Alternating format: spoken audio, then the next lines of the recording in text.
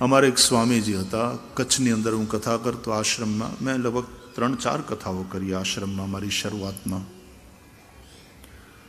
તો સવારના 5 વાગે બધાને જગાડવા માટે ત્યાં બેલ વાગે, પણ સ્વામીજી 4:45 કોઈના ઉપર ગુસ્સે થયા હોય અને અવાજ એમનો એટલો બુલંદ હતો કે સ્વામીજી ગુસ્સે થયા હોય તો બેલ 5 વાગ્યાનો વગાડવો ન પડે, બધા 4:45 જ જાગી જાય.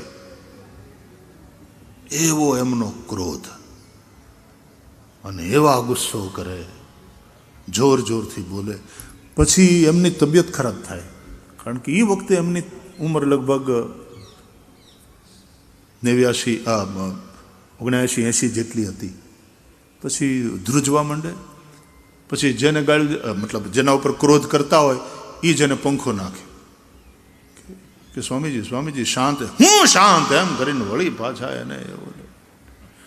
તો એ ખીજાતા જાય અને જેને ખીજાય એ પંખો નાખતો જાય. 2 જણા પગ દબાવતા જાય.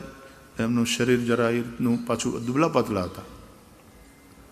પછી એકવાર આવી રીતે તબિયત ખરાબ થઈ, કોઈના ઉપર ગુસ્સે થયેલા ને મને બહુ પ્રેમ કરે. તો બાજુમાં બેઠો હતો, મેં સ્વામીજીને કહ્યું, શું કામ આટલો ગુસ્સો કરો સ્વામીજી? પછી આપની તબિયત ખરાબ થાય છે. મને કે બેટા મહંતા યાદરી ને, એટલે આમાં શું છે કે આશ્રમનું સંચાલન કરવા માટે 6 નોકર રાખ્યા છે મેં. એ સેવકો પાસેથી કામ લેવું પડે ને બેટા.